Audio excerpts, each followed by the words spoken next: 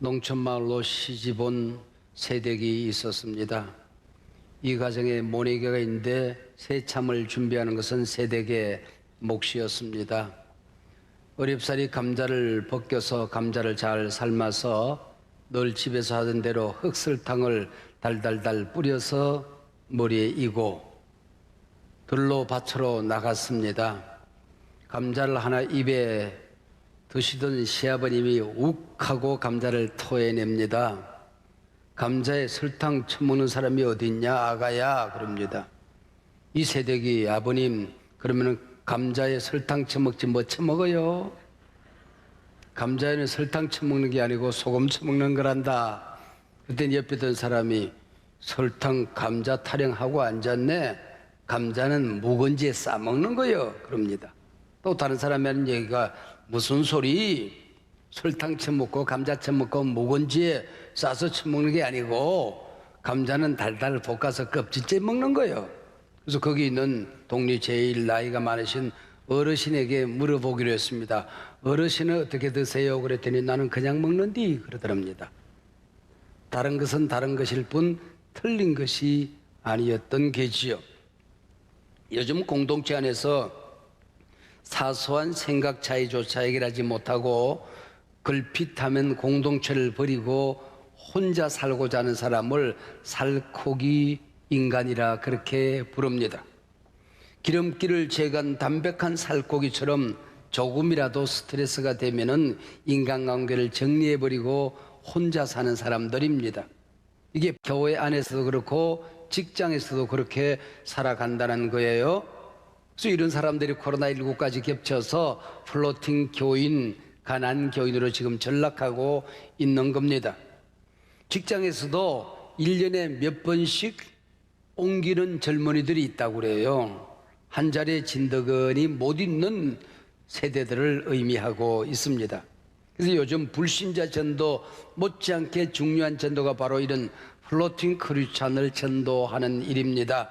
낙심 신자들, 냉담자들, 가난 교인들, 교회에서 상처 입은 사람들을 회복시키고 치유하는 교회 내에 잃어버린 양을 찾는 일이 참 중요한 또 다른 차원의 전도가 되었다고 합니다.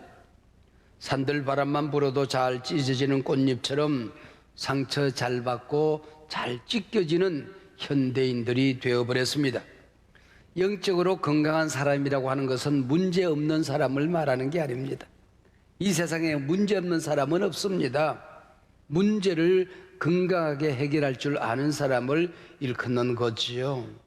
공동체도 마찬가지입니다. 문제없는 공동체가 어디 있겠습니까? 문제없는 공동체를 건강한 공동체라고 일컫지 아니하고 문제를 건강하게 해결할 줄 아는 공동체를 건강한 공동체라고 할 수가 있을 것입니다. 도종환 시인의 시처럼 흔들리지 않고 피는 꽃이 어디 있으랴. 젖지 않고 피는 꽃, 바람에 흔들리지 않고 젖지 않고 살아가는 인간이 어디 있겠습니까? 정채복님의 시처럼 상처 입은 새들입니다. 이 땅에 태어난 새들 가운데 상처 없는 새가 어디 있으랴. 이 땅에 살아가는 사람들 가운데 상처 없는 사람이 어디 있으랴. 이 상처와 문제와 갈등을 건강하게 해결해 가며 인생의 인격을 쌓아가는 것입니다. 제주도에 가면은 그 환상숲 곶자왈이라는 공원이 있습니다. 이 곶자왈이라고 하는 이 말은 화산 폭발로 거칠어진 계곡에 나무, 동굴, 바위들이 어우러져 있는 그런 동산을 말합니다.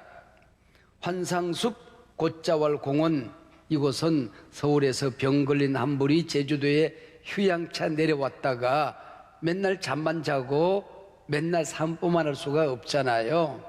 그러니까 그곳을 동산 하나 사서 나무를 심기 시작했어요. 그리고 제주도 전역에서 돌을 사다가 가꾸기 시작을 했어요. 그렇게 10년, 20년 하는 사이에 건강도 회복되어지고 곶자왈 아름다운 공원도 만들어지게 되는 것입니다. 제가 그곳에 갔을 때는 매 시간마다 안내요원이 번갈아 가며 오시는 분들을 안내합니다. 그래서 이 나무는 어떻고 이 동굴은 어떻고 이 돌은 어떻고 그리고 안내를 하는데 조금 올라가면은 갈등을 설명하는 자리가 있어요. 갈이란 말은 칡나무로 등굴을 말하는 것이고 등은 등나무를 말하는 겁니다. 나무를 타고 등나무 등굴과 칡나무 등굴이 어울려져서 올라가다가 지네들끼리 꼬여버려요. 이걸 풀 수가 없다는 것입니다. 이걸 풀려고 하면은 도끼로 찍어서 자른 다음에야 벗겨진다고 하는 거예요. 인간 사이의 갈등이라는 게 아무것도 아닌 것 같지만 이렇게 한번 꼬이고 나면 말 한마디가 꼬여지면, 감정이 꼬여지면 두 사람의 관계가 깨진 다음에야 풀어지더라, 그런 얘기지요. 여러분, 갈등과 문제를 여러분들은 어떻게 해결하고 살아가십니까? 우리가 잘 아는 대로 빌립보서는 기쁨을 주제로 한 바울 사도의 옥중서신입니다. 항상 기뻐하며 살아갈 수 있다고 하는 것, 이거 얼마나 근사한 인생살이입니까?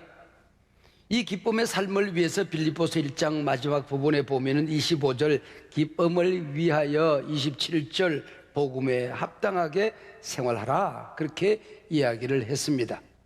그리고 2장으로 넘어오면서 복음에 합당한 공동체를 이루라는 말씀으로 시작을 합니다. 우리 그리스도인들이 정말 행복하고 기쁨이 충만한 삶을 살고자 하면 공동체 생활이 행복해야 된다는 거예요. 가정생활, 교회생활이 기뻐야 항상 기쁨의 삶을 살 수가 있다는 거지요. 이처럼 건강하고도 행복한 공동체가 있어야 1장 29절에 보면은 고난이 와도 이길 수 있다. 2절 갈등도 견뎌내고 다시 일어설 수 있다고 말하고 있는 것입니다. 뿐만 아니라 그 공동체를, 기뻐하는 사람들을 보면서 나를 보는 내 주변에 있는 다른 사람들까지도 행복하게 기쁨을 나눠줄 수가 있다는 것입니다. 그래서 오늘 본문 마지막 2장 4절에 보면은 나의 기쁨을 충만하게 해다오라고 말하고 있는 것입니다. 너희들이 기뻐야, 너희 교회가 행복해야 나도 행복할 수 있고 기쁘겠다, 그 얘기지요. 복음에 합당한 공동체를 깨뜨리는 원흉이 있습니다. 그게 바로 갈등이라고 하는 것입니다. 교회 안에서 한마디 따끔하게 톡 쏘아주고 싶을 때가 있다는 거지요. 오늘 본문 2장 1절에 문을 열면 참 사도 바울은 근사하게 표현을 해냅니다. 그러므로 그리스도 안에 무슨 권면이나 사랑에 무슨 위로나 성령의 무슨 교제나 긍휼이나 자비가 있거든. 우리말로도 참 근사하게 번역을 했죠. 그리고 여기 보면은 만일, 만약, 가정법처럼 번역이 되어져 있습니다만은 원문에 보면은 인생 살다 보면은 당연히 이런 일이 있다고 하는 겁니다. 뭔가 하고 싶은 얘기가 있더라고 하는 거예요. 그래서 우리 촌놈말로 말하면은 한마디 톡 쏘아주고 싶을 때 그런 얘기입니다. 그것을 복음적으로, 성경적으로 좀 점잖게 표현한 것이지요. 여러분, 지난날 가만히 돌이켜보세요. 언제 제일 행복했어요? 공동체 생활이 행복할 때에 인생은 행복했지 않았느냐, 그 얘기죠. 미친 듯이 교회를 사랑할 때에, 미친 듯이 교회를 섬길 때에, 교회가 너무 좋고 신앙생활이 행복할 때, 그때가 가장 행복하지 않았습니까? 이걸 우리가 누리면서 살 줄 알아야 항상 기뻐하는 삶을 살 수 있다는 겁니다. 언젠가부터 집안에 두었던 쌀가마가 구멍이 나고 쌀이 절절절 흩어져 있어요. 집안에 쇠양지 한 마리가 들어왔던 겁니다. 이거 쇠양지를 잡아야 되겠는데 점처럼 잡을 수가 없습니다. 마침 장독 사이에 그 쇠양지가 왔다 갔다 해요. 올케거니 돌멩이 하나 들고 탁 치면 잡을 것만 같습니다. 근데 돌멩이를 내려놓는 거예요. 왜? 장독해질까 봐. 교회 생활에서 탁 돌멩이로 한번 톡 쏘아주고 싶은데 내려놓는 거예요. 공동체가 깨질까 봐서. 부모 자식 간에도 마찬가지 아닙니까? 늙어가는 내 아버지, 내 어머니 보면서 현대 가치관에 맞지 않을 때가 있어요. 엄마! 하고 한마디 해주고 싶을 때도 있고. 여러분, 우리 엄마 아빠들끼리 얘기해 보자고요. 요즘 새끼들 마음이 덥디까? 네. 한마디 턱 쏘아주고 싶을 때가 왜 없겠어요? 하루에도 몇 번씩 있죠. 그러나 그것을 참고 기다려주는 것입니다. 스스로 깨달을 때까지 기다려주는 거예요. 여러분, 그게 공동체라고 하는 것입니다. 오늘 본문의 내용은 그 얘기예요. 인류 역사 속에서 이 갈등이라는 문제가 언제부터 일어나기 시작했을까요? 처음 하나님께서 우주 만물을 만들고 에덴 동산을 만들고 그게 아담과 하와를 살게 했던 그때는 갈등이 없었어요. 하나님께서 아담아 하와야 부르면은 하나님 저 여기 있어요 그러고 달려나갑니다. 아담과 하와가 하나님 그러면 하나님께서 언제나 찾아오셨어요. 그때는 맹수가 없습니다. 호랑이도 사자도 아담 하와의 친구였던 거지요. 바닷가에 가면 고래를 타고 놀았을 거예요. 근데 선악과를 따먹었어요. 이때부터 갈등이 생기기 시작하는 것입니다. 하나님과 아담 하와 사이에 간격이 생긴 거예요. 나무 그늘 밑에 숨습니다. 아담아 불러도 대답을 안 해요. 근데 하나님은 이미 보고 있었던 거죠. 아마 햇빛에 이마가 반짝반짝했는지 일본말로 말씀하십니다. 아담아 그래요. 내 이마가 보인다 그러더니 아담아 그러고 불렀대요. 그리고 자기와 자기 사이에 갈등이 생깁니다. 갈등이라고 하는 것은 상대가 있어야 되는데 내 감정이, 내 기분이, 내 분노가 조절이 안 되는 거예요. 내가 하고 싶은 대로 말이 나오는 게 아니란 말이죠. 자꾸 이게 엉뚱한 말이 나오고 엉뚱한 감정이 솟구치더라 그런 얘기죠. 너 왜 선악 안 먹었냐 그랬더니 아담은 당신이 만들어준 저 여인이 먹으라고 그래서 먹었습니다. 사람과 사람 사이에 갈등이 생기는 거예요. 그뿐입니까? 땅은 가시와 엉겅퀴를 내고 자연과 인간 사이에 갈등이 생기기 시작한 것이다. 인간 사이에 인류 역사의 갈등의 역사는 인간의 역사만큼이나 긴 역사를 가지고 있는 겁니다. 그러면서도 이 문제를 해결하는 걸 잘 못한다 그런 얘기죠. 왜 인간들이 모이는 곳에 문제가 일어나고 갈등이 생기는 것일까요? 사람은 불완전하기 때문에 그런 겁니다. 너도 모자라고 나도 모자라기 때문에 그래요. 교회에 오면 어떻습니까? 인생의 온갖 문제, 갈등, 상처, 아픔, 범죄, 죄악 해결하기 위해서 교회에 왔어요. 근데 교회도 갈등이 일어나요. 문제가 더 많이 보입니다. 왜요? 교회가 부족해서 그런 게 아니고 부족한 인간들이 모이는 곳이니까, 문제 많은 인간들이 모이는 곳이니까 그곳에도 문제가 일어나게끔 되어 있는 것입니다. 교회는 성자들이 모이는 곳이 아니에요. 죄인들이 모여서 구원받는 곳, 이게 바로 교회 아닙니까? 우리를 의인이라 부르지요. 여기 의인은 죄가 없다는 말이 아닙니다. 죄 투성인데 하나님께서 십자가로 덮어주셨기 때문에 의롭다고 일컬어 주는 겁니다. Justification, 의롭다고 불러주는 것을 의인이라고 하는 것입니다. 교회는 천국이 아니에요. 병원이에요. 천국은 죽음 이후에 가는 것입니다. 너도 환자 나도 환자입니다. 여러분, 너도 공사 중 나도 공사 중 아닙니까? 여러분, 길거리 공사 중일 때에 그렇게 써붙여 있어요. 공사 중 불편을 드려 죄송합니다, 그렇게 써붙여 있잖아요. 우리가 공사 중이니까 교회 올 때마다 팻말을 하나씩 달고 왔으면 좋겠어요. 나 때문에 불편하시죠? 용서하세요. 제가 공사 중이에요. 모든 사람들이 이렇게 써붙여 다녀야 될 판입니다. 여러분, 갈등이 일어나는 게 엄청난 신학적인 논제 때문에 일어나는 게 아니에요. 우리 국제사회에서 일어나는 엄청난 어젠다들 때문에 문제가 일어나고 갈등이 일어나는 게 아니에요. 구원론, 삼일체론, 신론이 잘못되어서 싸움박질이 일어나는 게 아니라고 하는 것입니다. 지금 지구촌에서 일어나는 심각한 국제문제, 미중 갈등, 투키디데스 함정, EU와 러시아의 갈등, 이것 때문에 부부간의 싸움이 일어나는 게 아니에요. 제가 지금 부부싸움을 언제 가장 리얼하게 했나 하는 생각을 보면 제 아내가 운전을 한 5년 먼저 했어요. 제 아내가 저 운전 가르치다가 아슬아슬했으면 이혼할 뻔했습니다. 여러분, 이런 것 때문에 싸우는 게 오도방정을 떨고 사는 게 가정이라고 하는 거예요. 물론 교회는 강력한 동질성이 있지요. 아버지가 한 분입니다. 우리를 구원한 구세주가 한 분이에요. 우리를 도우고 역사하시는 성령이 한 분이에요. 한 자리에 앉아서 함께 예배해요. 우리가 믿는 성경이 하나예요. 얼마나 강력한 동질성이 있습니까? 그러나 이 중요한 동질성에도 불구하고 이 신앙생활 외에 모든 것이 다른 겁니다. 인류의 지금 지구상에 살고 있는 80억 인구 가운데 얼굴이 같은 사람이 없대요. 지문이 같은 사람이 없대요.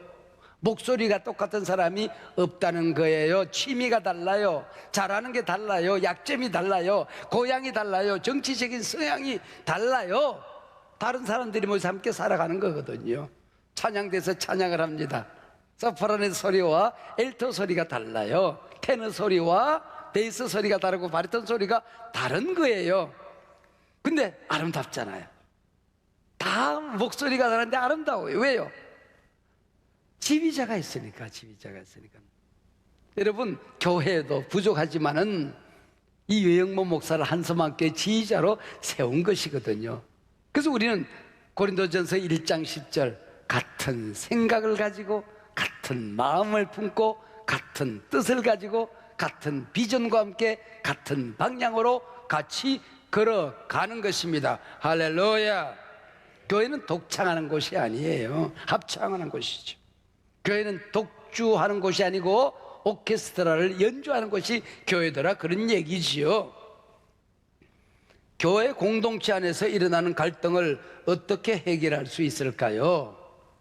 오늘 본문 시작하는 1절입니다. 무슨 권면이 있을 때, 여러분, 한마디 톡 쏘아주고 싶은 인물이 나타납니다. 어떻게 해야 될까요?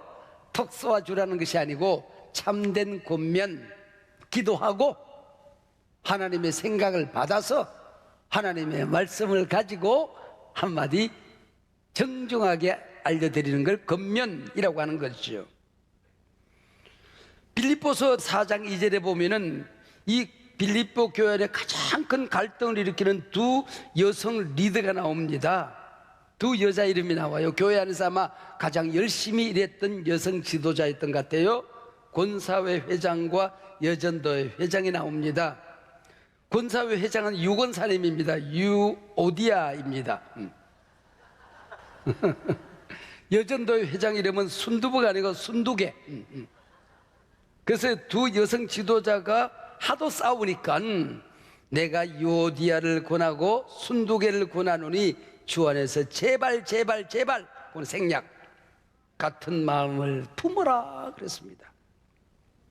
그리고 여전히 2장 3절에 교회 안에서 갈등을 해결하고 행복하고도 건강한 신앙생활을 할 수 있는 첫 번째 품성이 나옵니다. 아무 일에든지 다툼이나 허영으로 하지 말고 오직 겸손한 마음으로 각각 자기보다 남을 낫게 여기라, 그렇게 말합니다.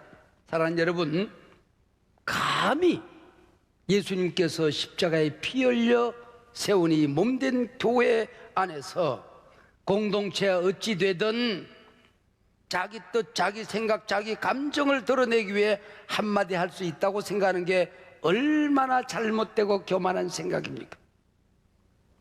누구든지 나를 불편하게 해봐라. 오늘 너 제삿날이다. 수탉처럼 나는 싸워서라도 콧대를 꺾어주마. 이게 다툼이요 허영이라고 하는 것이죠. 공동체 안에서 한마디 해주고 싶을 때에 그래도 내가 너보다는 낫다, 그래서 다른 사람들을 낮게 여기면 교만한 겁니다. 네가 나보단 나을 거야. 다른 사람을 낮게 여기는 걸 겸손이라고 이름 말한 것입니다. 교회 생활의 가장 중요한 품성이 겸손입니다. 어거스틴의 말대로 교회 생활에 행복하려고 하면 첫째 겸손, 두 번째 겸손, 세 번째도 겸손. 이 성경이 기록될 당시 겸손은 감정 싸움에서 무조건 져주고 복종하는 자세를 말하는 것입니다. 보통 시민들은 겸손하면 안 된다고 가르쳤습니다. 짓눌려서 힘으로 이겨야 된다는 겁니다. 논리로 이겨야 그게 시민 정신이었습니다. 무조건 져주는 사람 한 사람 있습니다. 노예들이었습니다. 노예들은 자기 생각이 있어도 주장이 있어도 자기 언어가 있어도 말해서는 안 되는 겁니다. 무조건 복종하는 것입니다. 이게 겸손이라고 가르쳤던 거지요. 공동체 안에서 공동체 유익을 위해서 다른 사람들의 기쁨을 위해서 져주는 자세가 겸손입니다. 건강한 교회 생활을 위한 두 번째 품성은 7절에 나옵니다. 예수님처럼 자기를 비워 종이 되는 것입니다. 여기 자기를 비운다는 얘기는 자기 속에 있는 것을 다 끄집어내서 모자라는 것을 채우는 거예요. 그리고 자기를 비우는 겁니다. 내 눈에 다른 사람들의 약점이 보였습니다. 한마디 톡 쏘아주고 싶은데 쏘아주는 것이 아니고, 저 사람의 약점을 내가 채워야지, 내 장점으로 내게 있는 것으로 그 사람의 모자란 점을 채워주는 거예요. 찬양돼서 찬양을 하는데 저 뒷자리 두 자리가 비어 있어요. 그러면은 집이잖아, 아니면은 대장을 찾아가서는 그 자리 두 사람만 앉히면은 그 자리를 보기 좋을 텐데, 그러고 가는 게 아니야. 네가 앉으라는 뜻이야. 저 자리 지휘자님, 제가 노래는 잘 못해요. 그냥 궁뎅이 사역을 할게요. 가서 그 자리에 앉아 있는 거예요. 그게 자기를 비워서 남을 채우는 것입니다. 특밤에 왔더니 운전하고 오시는 분들을 안내하는 우리 주차 사역자들이 모자라요. 여기 있으면서 좀 안내를 해주면 좋을 텐데, 너 보고 하라는 거야. 내 눈에 들어왔다는 얘기는 네가 그 자리를 채우라는 겁니다. 자기를 비워서 빈자리를 채우는 것, 이게 자기를 비우는 자세다, 그런 얘기지요. 여러분, 얼마나 아름다운 자세입니까? 건강한 교회 생활을 위한 세 번째 품성이 4절에 나옵니다. 돌보는 자세입니다. 각각 자기 일을 돌볼 뿐더러 또한 각각 다른 사람들의 일을 돌보라, 그렇게 말했습니다. 여기 돌본다는 말은 참 재미있는 말입니다. 군사가 활을 쏘는데 관역을 향하여 딱 정확하게 조준을 하지 않습니까? 그때 한쪽 눈을 크게 뜨고 다른 눈을 감는 겁니다. 돌본다는 얘기는 이 관역을 맞추는 한 눈을 위하여 다른 한 눈을 감아준다, 이게 돌본다라는 뜻을 가지고 있습니다. 우리 성도님들의 가정의 결혼식 있을 때에 이곳저곳 찾아다니시는 분들은 아마 한 번쯤은 들었을 것입니다. 내가 종종 결혼 주례 때 하는 얘기가 하나 있습니다. 신랑 신부가 첫날 밤을 자고 났더니 신랑이 애꾸는 이더래요. 신부가 화가 났어요. 당신이 애꾸는이라는 사실 때문에 내가 화를 내는 게 아니다. 왜 말하지 않았느냐? 그 긴 시간 동안, 아니 내가 말하지 않았어. 언제 말했어? 처음 만나서 내가 말했다닌가? 아니 뭐라고 했길래? 내가 한눈에 반했다고 얘기하지 않았습니까? 여러분, 이게 돌보는 겁니다. 우리 모든 인간들은 장점을 보는 눈도 있고 상대 약점을 보는 눈도 있는 거거든요. 상대 실수, 허물, 약점을 보는 눈을 감는 것, 이걸 바로 돌본다, 그렇게 이름을 하는 것입니다. 어머니는 평범한 촌부였습니다. 그 집안에 딸아이가 하나 있는데 공부를 곧잘 해요. 박사과정에 들어가 공부를 합니다. 공부가 밀렸던지 교회를 안 가요. 그래서 학위 잘 따게 해달라고 기도하는 것이 아니고 교회 잘 나가게 해달라고 기도를 합니다. 그래서 학위를 마친 다음에 대학교 강사가 되었어요. 그래서 엄마가 불러다 축하를 해주고 손을 잡고 얘기를 합니다. 엄마는 네가 교회 안 나가는 게 너무 안타까웠다. 엄마가 그랬다면 참았는데 이제는 내가 얘기를 해야 되겠다. 엄마랑 같이 교회 나가자. 그래요 엄마. 그렇지도 마음에 늘 걸렸어요. 엄마가 기도하는 걸 내가 왜 몰랐겠어요. 교회 나가기 시작을 했어요. 그때는 어릴 때부터 신앙생활을 잘하던 아이라서 성가대 봉사도 하고 교사도 하고 이것저것 교제도 하고 소그룹도 합니다. 한 2, 3년 신앙생활 하더니 교회를 안 나가겠대요. 웬고하니 소그룹 모이고 난 다음에 식사하고 교제하고 난 다음에는 세상 사람들의 뒷담 하나 교회 다니는 사람들의 뒷담화는 똑같다라는 거예요. 세상에 문제가 교회 안에 다 있더라고 하는 겁니다. 그리고 인터넷을 뒤졌더니 교회에 온갖 비리들이 떠돌아다니더래요. 심지어는 방송에서 한 번씩 뻥뻥 내질러 댑니다. 교회를 안 나가겠다. 엄마가 얘기를 합니다. 얘야, 엄마는 수십 년 동안 교회를 다녔지만은 한 번도 그런 허물이 눈에 안 들어오더라. 엄마는 수십 년 동안 교회를 다녔지만은 그런 못된 소리들은 내 귀에 안 들어오더라.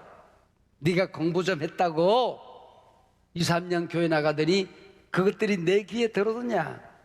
내 눈에 들어오더냐? 왜 엄마 귀에라고 그런 소리가 안 들렸을까? 엄마 눈에 왜 그런 모습이 안 보였을까? 그러나 안 보이더라. 나는 안 들리더라. 나는 하나님이 너무 위대하셔서 하나님만 보이더라. 할렐루야. 우리 예수님의 사랑이 너무너무 좋아서 우리 예수님만 보이더라. 성령님이 얼마나 섬세하게 나를 돌보는지 성령의 소리만 내 귀에 들리더라.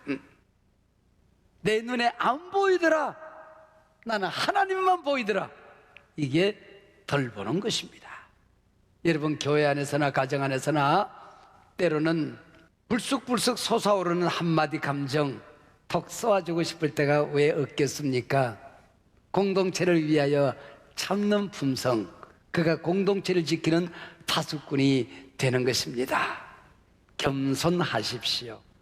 감히 주의 몸된 교회에서 내가 내 감정을 드러낼 수 있다고 착각하지 마십시오. 다른 사람들의 약점이 보이고 교회 허물이 보이면 그 자리 날 보고 채우라는 주님의 음성인 줄로 믿으시기를 바랍니다.